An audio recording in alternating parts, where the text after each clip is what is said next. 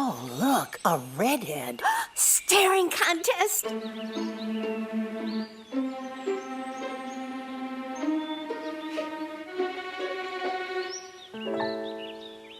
You still got it. I know. Come alive with the forest. The dad was cute. They were looking right at us. Visit discovertheforest.org to find a forest near you.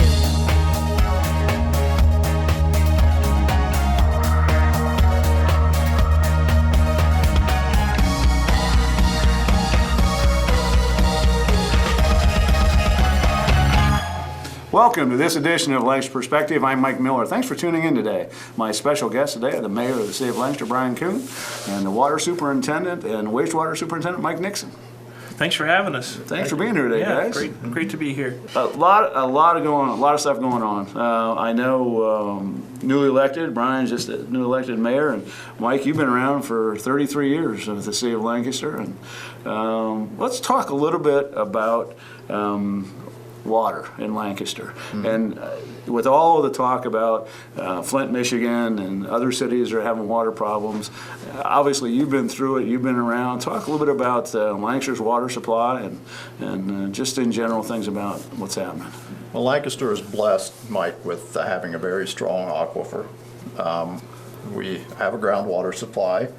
The Flint, Michigan, and Sebring, Ohio situations are not really a groundwater supply issue. It's not a source water. It's more with the corrosivity of their water and old piping in their system. Unfortunately, water, we add what's called polyphosphate to our water system, and that serves two purposes. It sequesters the iron and manganese in the water, and the orthophosphate that's in that blend helps coat the pipes, so if the water is corrosive, it won't leach out lead and copper into the water supply and then out the taps of our customers. So what happened in Flint, they changed water sources from the Detroit water system to the Flint River. I'm not sure what happened as far as did they not test it to know that it might be was that a shock to you? I mean, being in, it was like, why are we doing that? Why are you doing that? Well, as far as changing the source water, yeah. When you look and you read about the Flint, Michigan situation, they are a financially strapped community. They felt as though the Detroit water system, from what I read, was getting too expensive, so they wanted to find a source water that was less expensive. So they switched. And ultimately, the Flint River wasn't going to be their ultimate source. They were going to tie into another source that hasn't constructed its line to Flint yet. So again, the water wasn't contaminated with lead when it left the tap of the water treatment plant. Unfortunately, because it had some characteristics that were corrosive, it did apparently leach out some lead and copper in the older parts of town. And whether or not they were feeding phosphate or feeding phosphate at the right rates, I haven't really determined if that's the case. Same thing in Sebring. It was a situation where I don't believe their source water had lead and copper in it, but I believe that, again, it seemed to be the older houses and the older buildings in town that were affected by this.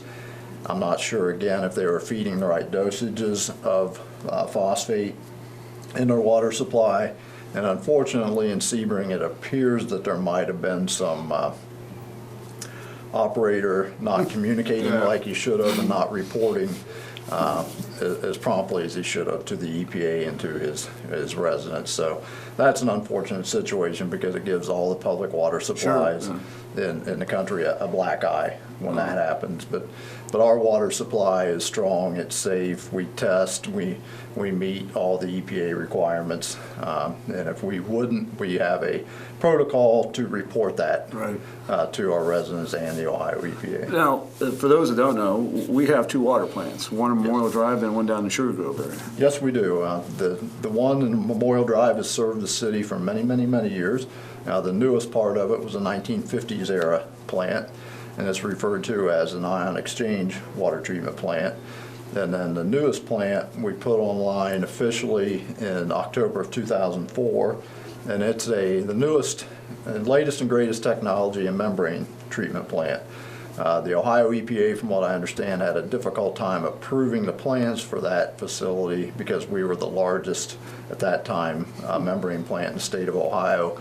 Membranes are very common in Florida and California, but they hadn't become common in Ohio until the early 2000s, and we were the largest at that time to get approved from the state of Ohio. How much research do you do with the EPA? And I mean, it seems like you've got to keep in contact. And I mean, it's not okay. This is done for 2 months. I mean, how many inspections or take us through a normal year? Just what you got to go through. Well, what we do to keep up with, whether it's US EPA or Ohio EPA regs, we belong to trade organizations which have meetings as well as mailings and those types of things. The EPA visits us on at least an annual basis to do inspections of our water and wastewater facilities. Anytime we do any improvements to the facility, we have to have plans that are stamped by a professional engineer and submit for what they refer to as a permit to install. Right. And the EPA has to then approve those plans before we can do anything. We just had our most recent water plant, what they call a sanitary inspection in October, November. They spent, between the distribution system and the 2 treatment plants, they spent 3 days with us. And at the end of the day, their report came out and they had a couple minor recommendations, but no violations on the city on how we're operating the facility. So right now we produce about 4.5 million gallons a day to our customers. That's the industrial. 4.5 million gallons of water a day? A day, yes. Wow. Yeah, most people have no clue that that's the demand of the city. So that water is going to the industrial, commercial, and residential users. We're producing about half of that at the North plant, the Memorial Drive plant, and half of that down on Sugar Grove Road at the Sugar Grove Road plant. So, yeah, it's a tremendous amount of water. We as a society use a lot of water. Oh, absolutely. A lot of water. And I would just add to Mike's comment about the production of the water that there are sources or storage plants, I would say, or buildings for our water.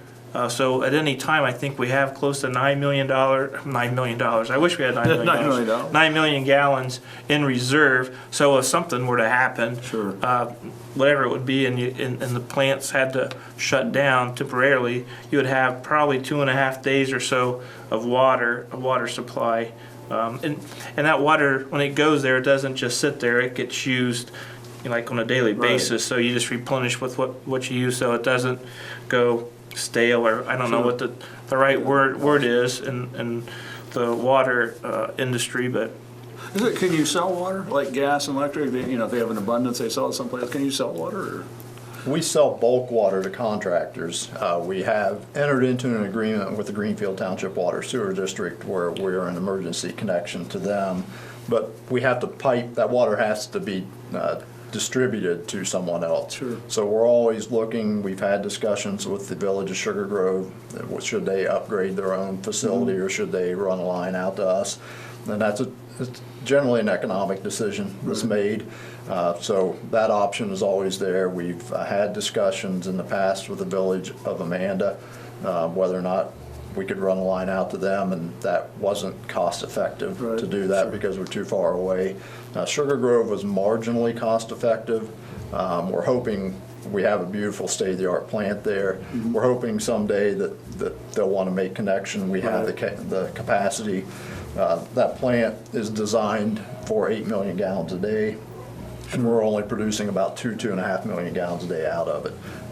The North plant is, again, an 8 million gallon a day plant, 2.5 million. So whether it's for neighboring communities or economic development, we are blessed that we have an abundance of capacity in our treatment system. And as Mayor Kuhn mentioned, we're serving a 17 square mile area in Lancaster. So we have a lot of piping, a lot of hydrants. I think we have 4,000 to 5,000 fire hydrants throughout the city, in addition to, again, covering a 17 square mile service area. and those 9 million gallons of water. And that's an area that we take pride in too. A couple of years ago, they did a story on Channel 10 of communities ignoring their water storage tanks. Yeah, sure. And the city of Lancaster, we have an ongoing annual maintenance contract with Utility Services Group where they come in and do annual inspections.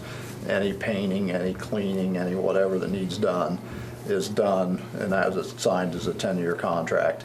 So the city takes great pride and understands the value of our infrastructure, so we make sure that we maintain it. And I think with all the capital improvements you're doing or have done, our water rates are pretty reasonable. I mean, I'm sure you're going to get arguments from the political sides, but all in all, talk about just the rates in general.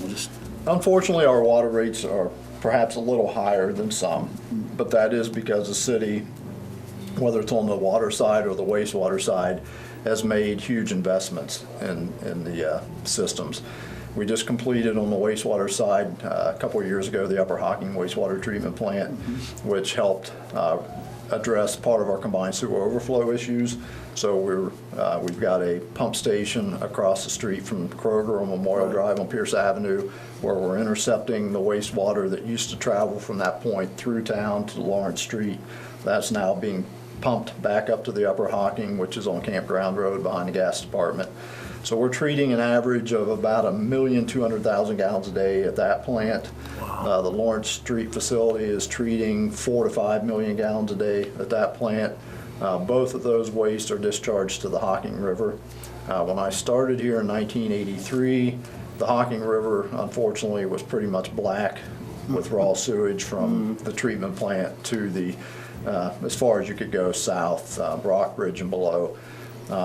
As you know, that's the gateway to the Hocking Hills. It's very important economically from that standpoint that the river be clean because a lot of recreational uses, canoe deliveries.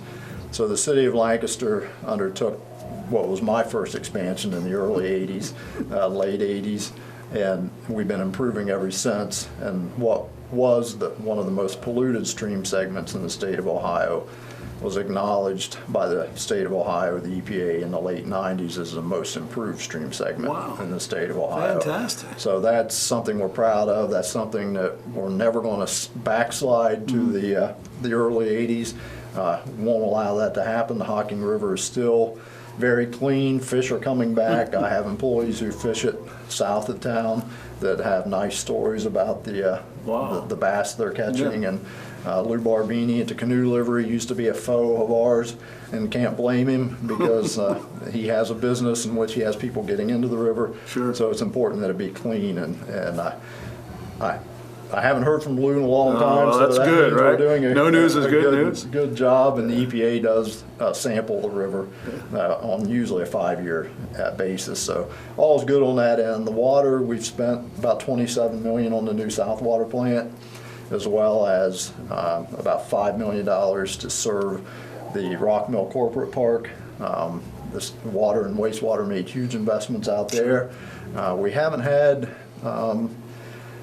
the company's land here yet that we'd hoped, but it's one of those things that before we did that, you would take a prospective company out and you'd show them an empty field and you'd promise them that one day there'll be a road, one day there'll be water, one day there'll be sewer, and they're just shaking in their head, right, I'm going to come in and invest millions of dollars and count on you guys. I've been on a couple of trips with Mike Pettit. I've seen those head shake. Yeah. So now when we go out there, we have the road, we have the water, we have the sewer, and when we built both the water and sewer, we built it based on densities and commercial zoning. Right. So we made sure we had the infrastructure to provide however many gallons per minute we needed for industrial uses, the same with the wastewater. We built a water storage tank out on Mount Zion Road of 2 million gallons. And what that allows us to do is we can provide 4,000 gallons a minute for 4 hours for fire flow out there. So we can not only take care of the domestic and industrial use, we also build our system to handle fire flows, that's another issue with our water system, keeping people's fire insurance premiums lower. The city does have an ISO inspection. The fire department's a big part of that, but the water system is huge, making sure that we have loop systems, we have pressures. that can handle fires, and as a result, Lancaster usually gets a very good rating on the ISO, which helps all of our, any of us that own homes in town, helps our fire insurance. Do you enjoy the political part of this? I mean, you obviously working for Brian, but the city council part, I mean, I've been there, but is it kind of, sometimes you're thinking, they just don't understand. I mean, is it? Well, that's a tough one to answer on camera. Yeah, I know. I love the technical end of my job. There are times I don't enjoy the political or there's residents that are very rude to myself and my employees. We pay your salary, we do that, and we understand that, and we try to be respectful of that. But sometimes that part is not as much fun as the technical part of just running a. As you can tell, I can talk forever about water. Oh, absolutely. I love. Sure. I'm in my 33rd year. I love doing that. Did you, when, back in 1981, 80, whatever, did you think, well, I'm going to go work for the city and run the water department and the water treatment department? Well, I grew up in Bremen, and I was lucky enough to work for their street department, and my dad was always a public servant. He was a police officer and a police chief in Bremen forever, so he kind of, as a result of being a small town, we answered the phone if there was a call for a police department ran into our house, and we would actually dispatch my dad or whoever was out on the street from a young age. Sure. So we've been in public service as a family. You know my sister Susan, and my sister Teresa teaches, and so does my other sister Jenny. She helps teach and coach and those types of things. So good or bad, my dad I can blame for the public service thing, and I didn't know I was going to go in water and wastewater until about my senior year. I went to Hocking College, and they had an environmental health program. And at that time, it was, do I work for a health department, water, sewer, whatever. Visited my first wastewater plant, and it's like, fell in love with that. Don't know why, but Sure. So it started from there, I guess. Maybe it was the smell you fell in love with. So went on to OU and got a degree in environmental health sciences. And I was lucky enough that I worked for the village during college, and I was able to get a Class 1 wastewater operator's license before I graduated from Ohio University. Sure. So I was able to come out with a Class 1 and a bachelor's degree. Went to work for Bremen that year in 1983, and Lancaster had an opening. And they were fortunate. I was fortunate enough they hired me, and I thought I was working 4 to 12, and my first day I get to work, they say, by the way, you're working 3 shifts a week. I did that for 3 years, so I didn't know if I was coming or going to 3 years. So paid my dues, and by the time I was 30, I was a superintendent of the Water Pollution Control Department, and thought that was pretty cool. That's pretty neat, yeah. And now, That's 20 years later, and 24 years later, I'm thinking that might have been too soon. Brian, we talked about economic development, but it's got to make you feel good that all these things are taken care of. Yeah, you know, don't have to worry about this. As Mike was talking, I was obviously the service safety director for 2 years before becoming mayor, which is less than 45 days, now. But Mike is a very dedicated employee. We have a lot of those. And Mike, I think he starts his morning, he probably walks all the plants, but he starts his morning probably 5:30 in the morning, or maybe earlier, Mike. Usually 5:36. Yeah, so Every morning? he starts then, and there's nights where I'm calling him from my office at 6 or 6:30, and he's still working. So 12 hours a day. The weekends, I'm sure he's in there walking too, and walking the plants too, and probably there's nobody who cares more about the quality of the city of Lancaster's water than Mr. Nixon there, and he's been very proactive in things that he's done and procedures he's put in place. I know it's called a wellhead protection policy that went into place maybe back in the 80s. I'm not exactly sure, it was late 80s, but from what I understand from meetings I've been into, Lancaster, I think, correct me if I'm wrong, Mike, but was probably one of the first wellhead protection policies put in place in the state of Ohio. And again, listening to what I hear from Ohio EPA, we've updated it, and I think we're probably, if not the most, one of the most aggressive, proactive cities in the state, again, as far as our water quality, our testing. Do Do you get a lot of calls from other cities? Say, how did you do this, or how did you get by this, or what did you do this? We do get, being in organizations, you do network with people. Sure. And when you're around as long as I am, whether I'm a dinosaur or whatever, people do know me, and we do lean on each other because whether it's building a plant or having operational problems, rather than continually reinventing the wheel, why not call another community that's faced a problem? And we do get calls from communities, how have you handled this? Have you had to handle this? And I don't want to take any credit for the Wellhead Protection Program because that was back in Superintendent Bornino's day. And David and his staff need patted on the back for getting that program started because it was the first and it has helped protect our source water in the city of Lancaster. And we're in so much better shape today, unfortunately, because of some economic development losses, but we have fewer gas tanks near the Miller Park water treatment plant. Lancaster Glass, as much as we enjoyed having them in the city, they were always a potential source of a contamination issue with the city. So unfortunately, that's gone in one sense, but from a wellhead protection, we're better off. So over the years, as the city's evolved, and with the bypass going around town, we don't have the tanker trucks passing our well field anymore. We have a lot less risk to our well field today than we did back then. Is there anything you just think, boy, if I had the money, I'd love to have this? I mean, I'd love to do this or build this. I mean, if... You know, we are so blessed here that City Council has been so supportive. They have not micromanaged. Which is my important effort. to department heads. That is very not to have important. Because when I built any of the facilities, whether it's sewer lines, water lines, treatment plants, lift stations, when I go to council and ask for an appropriation, I don't have people micromanaging saying you can do it cheaper or you ought to do it cheaper. They've allowed me to have the input, and I rely a lot on good engineering firms, and we're very conservative here. We're not going to be the first generally to do too much. Right. We stay with the tried and true technologies and proven technologies, because as I'm spending your money as a ratepayer, my money as a ratepayer, I live here, I drink the water, I use the facilities. It's very important to me to make sure that we're doing that wisely. Yep. So I can't say there's anything I'd like to continue to improve the Miller Park water plant because it's older and it's got value to it. And if we get the big industrial user, it'll be nice to have. So there are some filter rebuilds, some softener rebuilds, but the city from Dave Bornino's time on up through on the water side have done a nice job with improvements. And I think we've got ourselves where we need to be on the wastewater side. Can website or phone numbers if people want to go on a tour of the water plant? Or? Oh, I'd love to give tours. We give those periodically to schools, but we give a tour to anybody.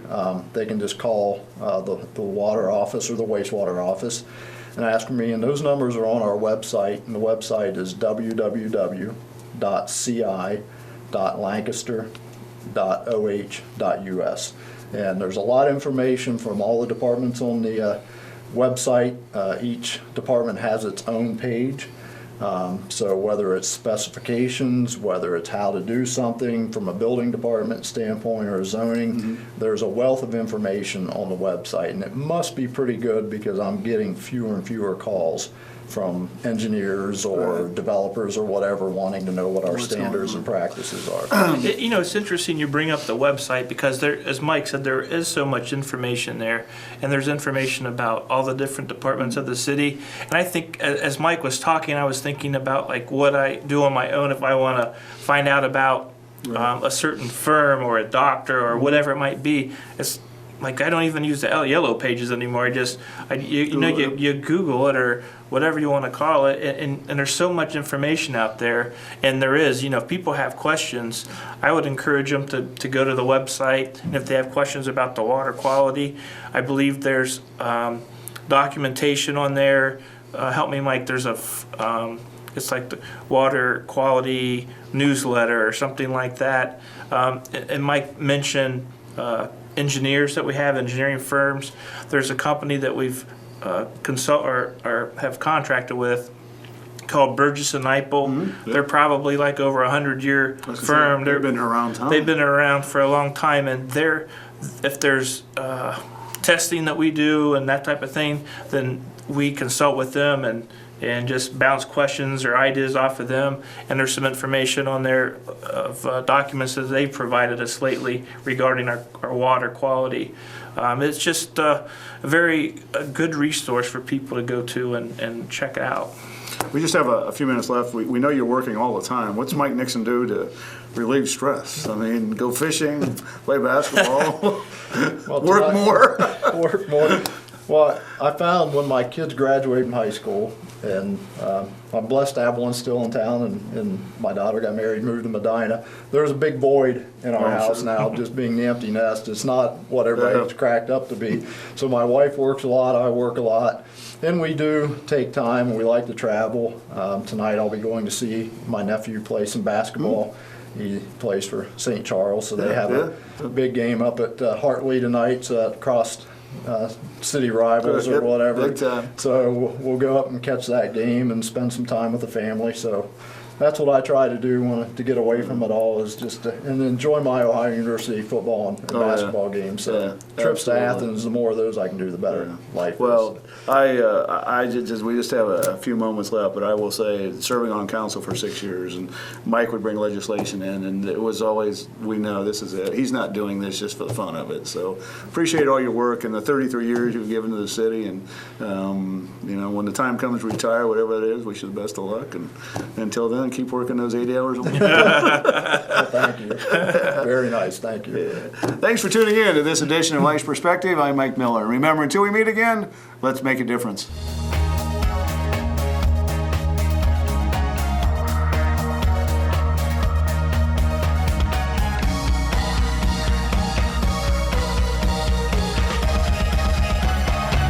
In 1929 in Chicago, a gentleman by the name of Marion Wade, former minor league baseball player, started the company. It was just a moth-proofing company then. In 1952, it expanded to carpet cleaning and pioneered what is now called outsourcing. And the Sidwells wanted a community that had a lot of churches, had a lot of soccer opportunities, their kids love soccer, and a good Parks and Rec department, so they chose Lancaster. And so in 1980, they moved the franchise here in Lancaster to 6th Avenue. But then in 2002, Todd George, current owner, purchased the franchise from them. And in 2004, he bought a building that's on Mulberry Street, and that's where the franchise is located currently. I'm Jay Johnson, General Manager of Service Master Clean by Todd George, where we guarantee if it's not done right the first time, we'll do it again. Service Master Clean by Todd George, 740-687-1077, 740-687-1077.